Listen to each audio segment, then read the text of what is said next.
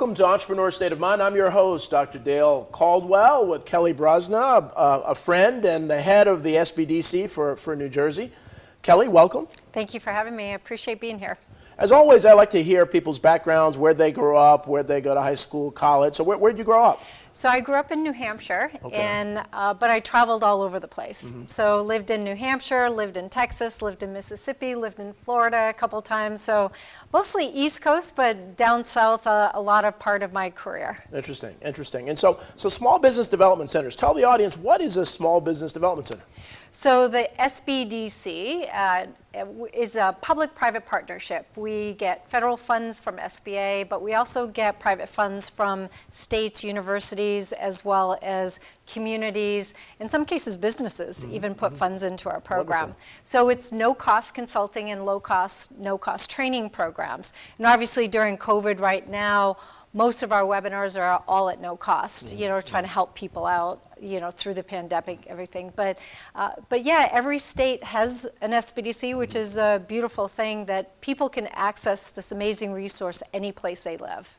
So it's funded by federal taxpayer dollars.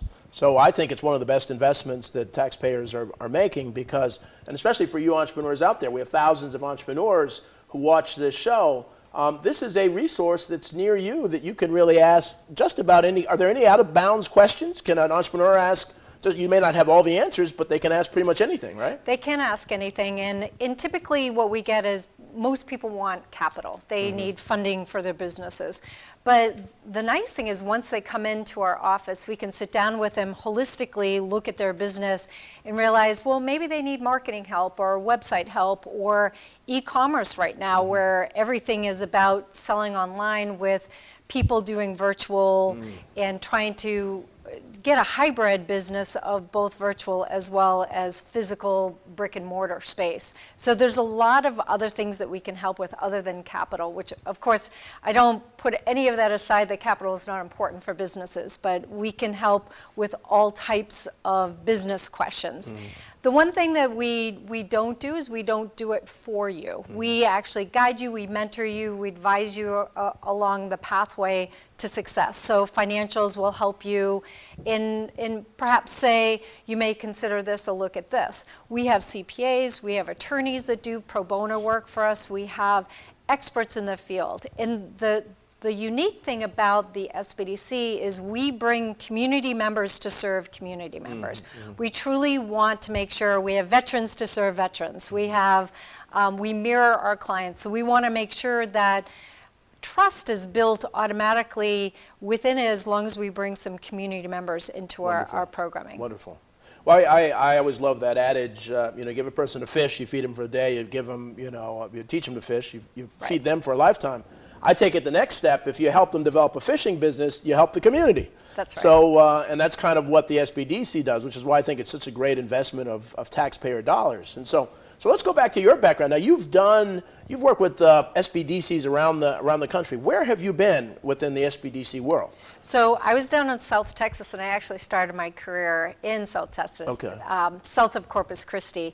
And I started out doing consulting. I had a business background, and I wanted to give back.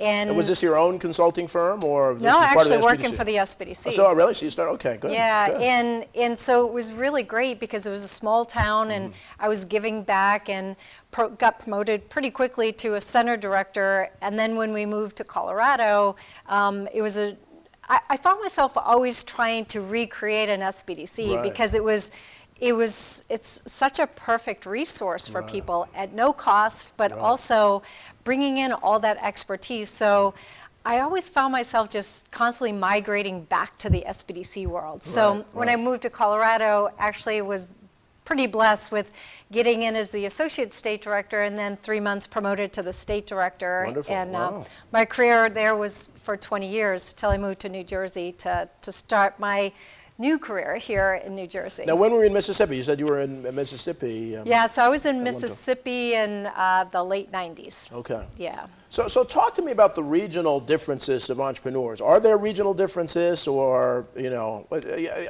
tell me about that. It must have been a great experience. It is an amazing experience.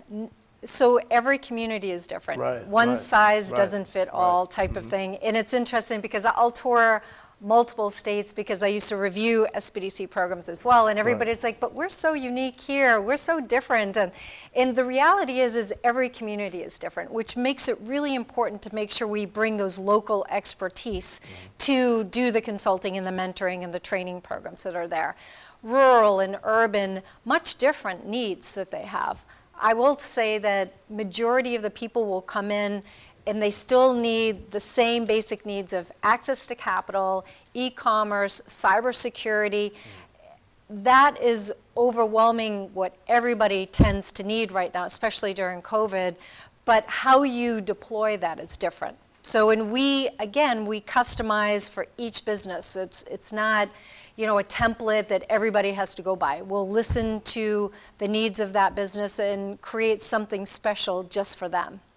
And I personally owe a lot to the Small Business Development Center. When I was getting my MBA at Wharton, that was my first consulting opportunity. I did it over the summer. Instead of doing these high-paid internships, I did that. And I worked with a lot of entrepreneurial businesses in Philadelphia. And it was just such a great learning experience for me. And people, new products and other things. And that's really where I first really fell in love with entrepreneurs.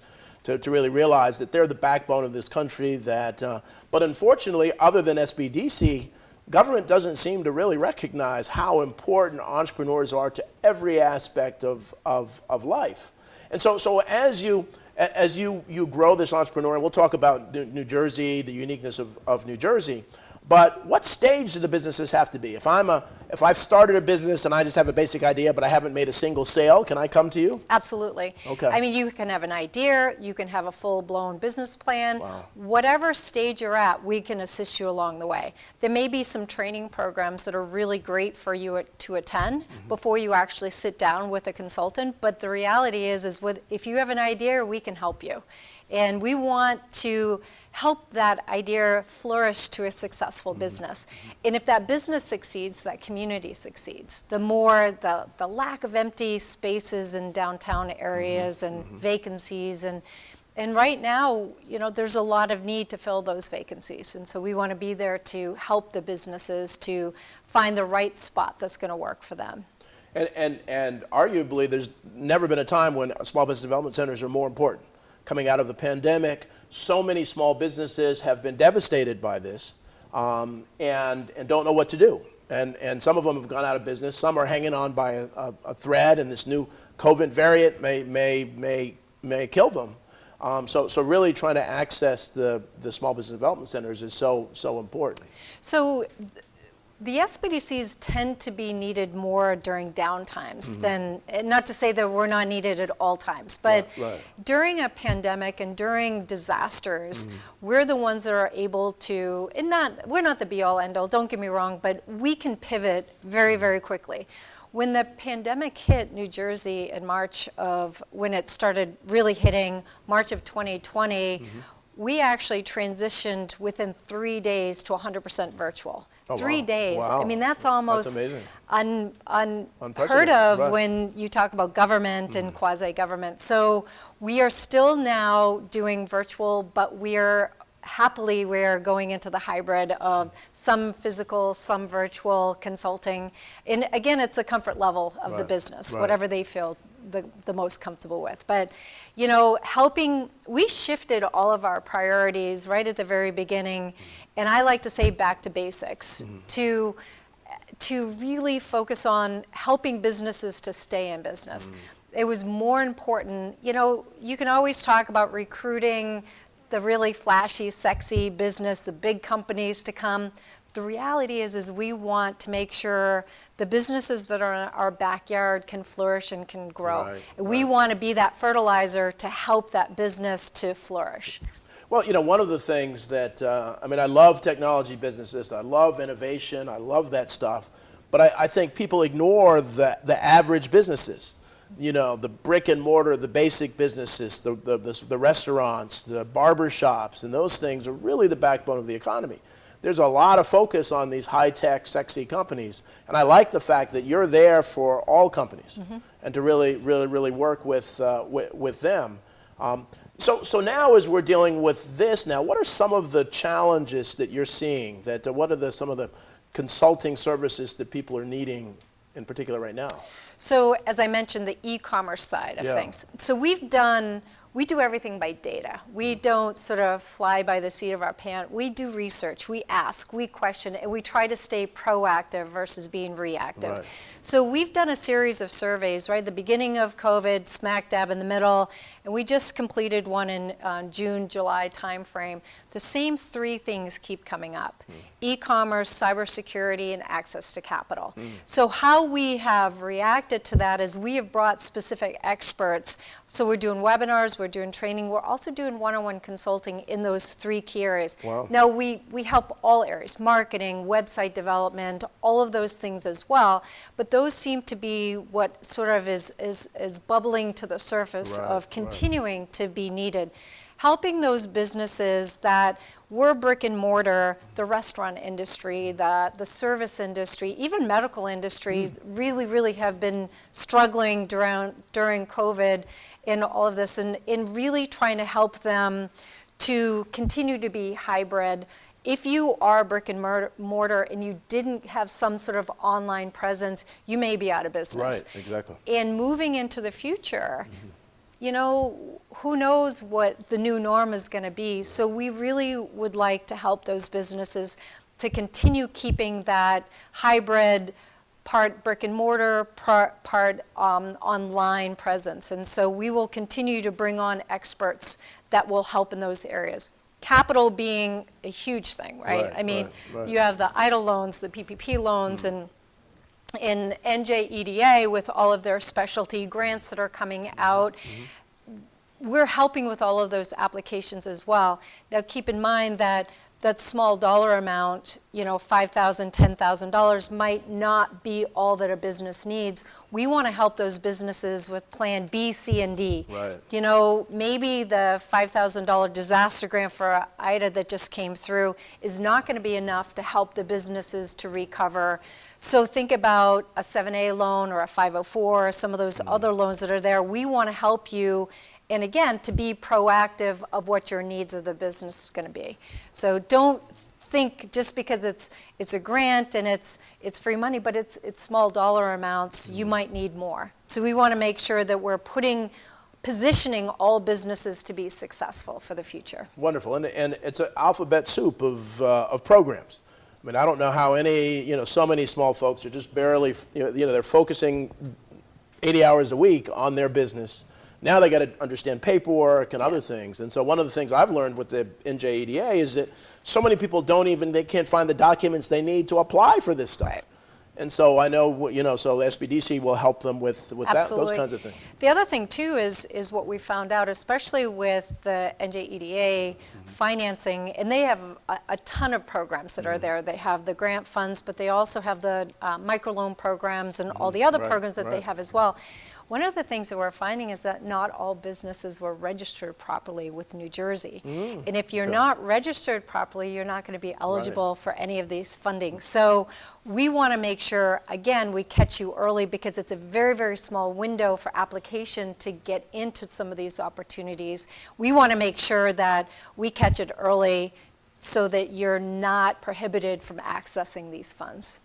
After the break, we'll talk a little bit about entrepreneur zones and the NJEDA, but they really have gone out of their way, but they're getting hundreds of thousands of applications within minutes of something being released. So if you don't have your documents together, if you're not ready, if you haven't digitized your registration, you're kind of up a creek.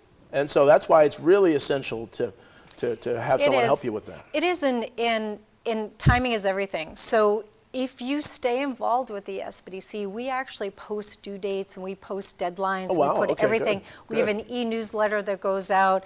And again, we want to be that hub of the resources and information for people.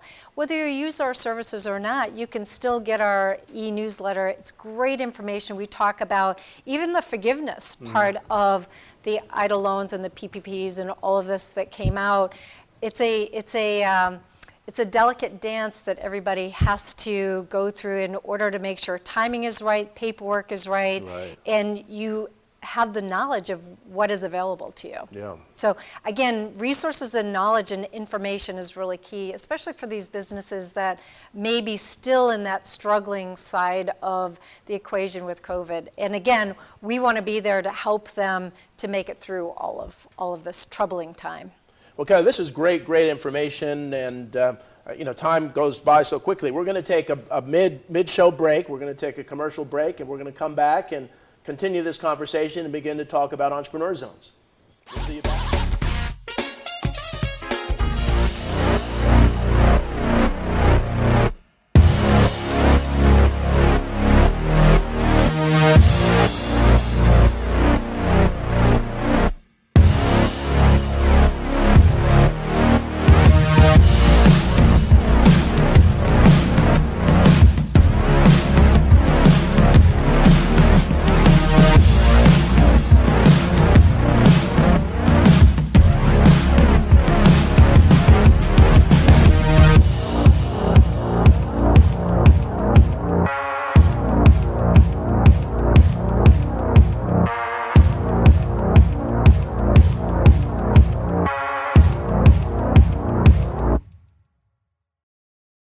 So, I'm kind of new here, but I've noticed a trend.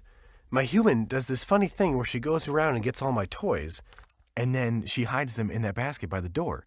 But it's always the same basket, and it's always in the same place. And then she acts so surprised when I find them, but, she's putting them in the same basket. Again. It's like, hello, that's where you put it last time. You were the worst at hide and go seek.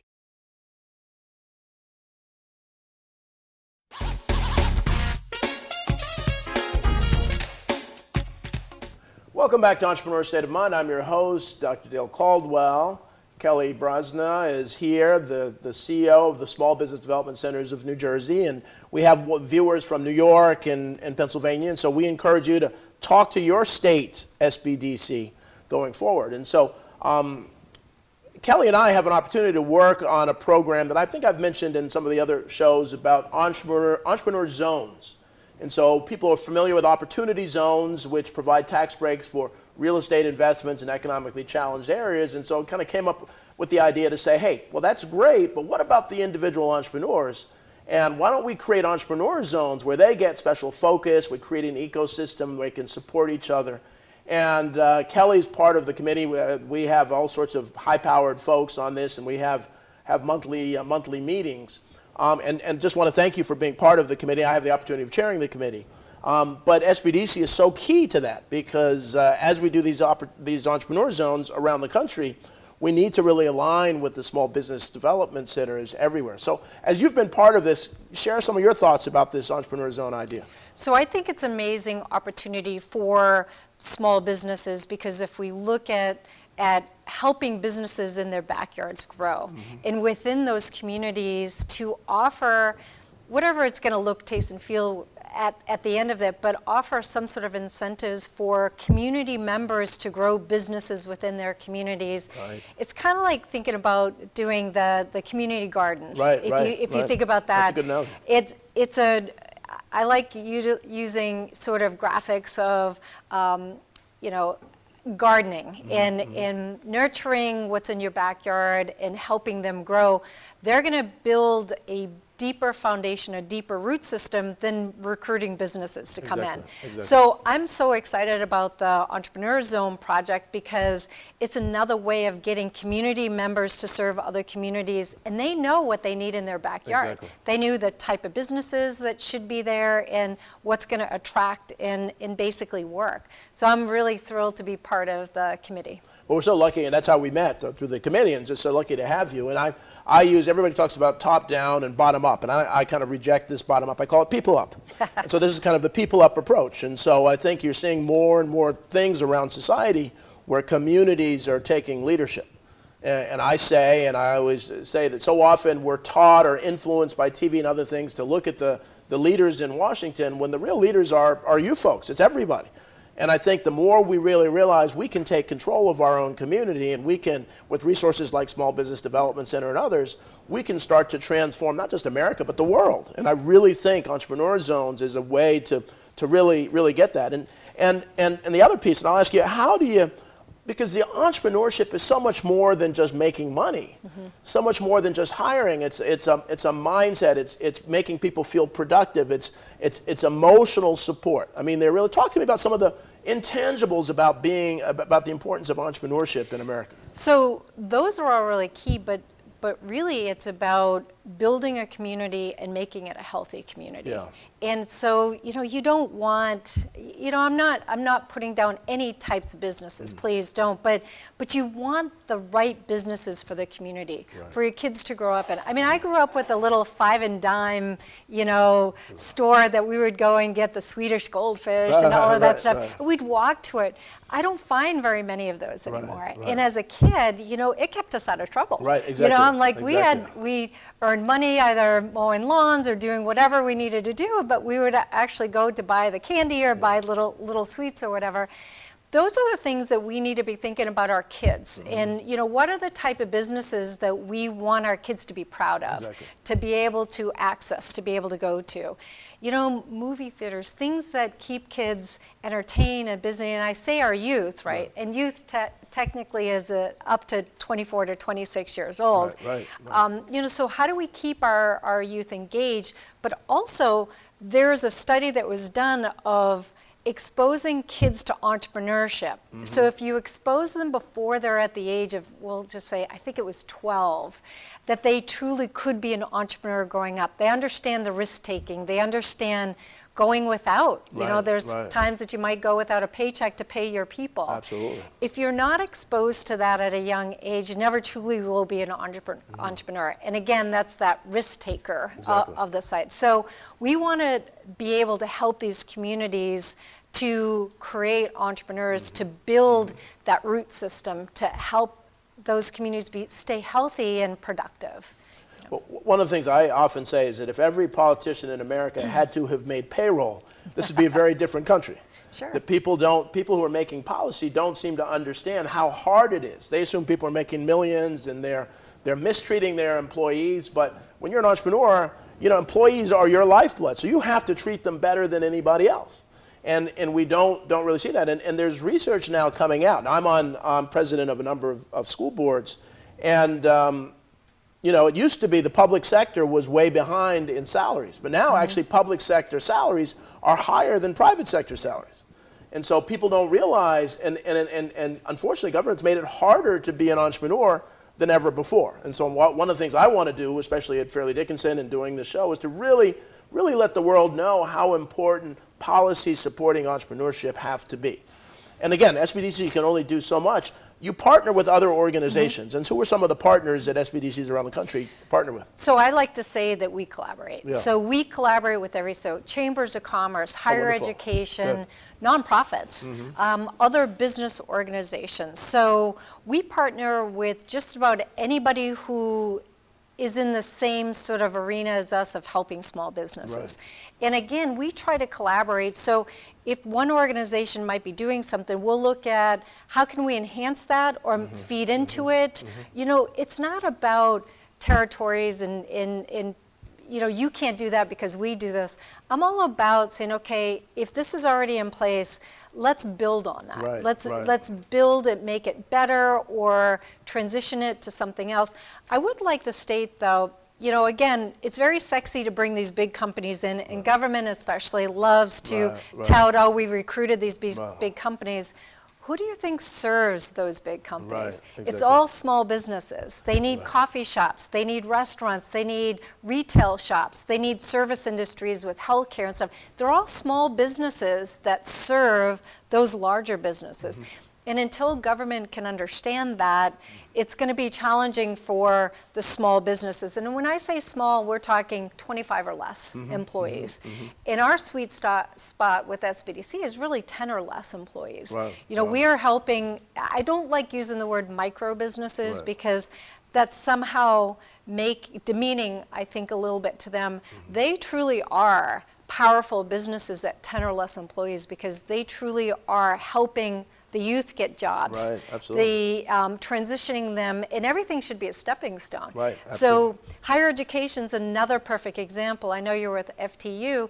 looking at helping students with internships and getting them, I'll go back to exposing them to entrepreneurship. Booksmart is really great, but to get that hands-on experience working with businesses and whatever industry it may be, we want to be there to help support it. Well, I mean, a couple things. So one, we had a board retreat. I'm on the New Brunswick Board of Education, and we were talking about a number of the students that are having academic challenges. And so one of the things that I said is that, history shows many of those kids have an entrepreneurial mindset. And so to really kind of use entrepreneurship to really help kids get more engaged and realize, oh, if I study math, I can become a better entrepreneur. So I think we don't utilize entrepreneurship in the public schools as much. The other thing is that I'm really pushing, working with the head of the African American Chamber, the Hispanic Chamber, and the Veterans Chamber to really push, and maybe we have a local certification to push New Jersey certified women-owned, minority-owned, and veteran-owned businesses. And public agencies that get public money should report on their website how much they're spending with those. Just not a mandate, but frankly, they'd be embarrassed. Sure. And that would generate all sorts of revenue and opportunities for these businesses. So unfortunately, we're at the end of time. But I'd like you to share, if folks want to find out about the SBDCs in New Jersey, what website should they go to, or how can they find out? Sure. So if you go to NJSBDC.com, NJSBDC.com, you can go online and you can access all of our resources. We have webinars, we have trainings, but you can also request consulting. And again, I'd like to stress that it's no cost consulting. So we're kind of the best price in town. Yeah. Well, what's better than that? So thank you for watching Entrepreneur State of Mind. We will see you next week. Kelly, thank you so much. Thank you. Great job. Appreciate it. Take care. Bye-bye.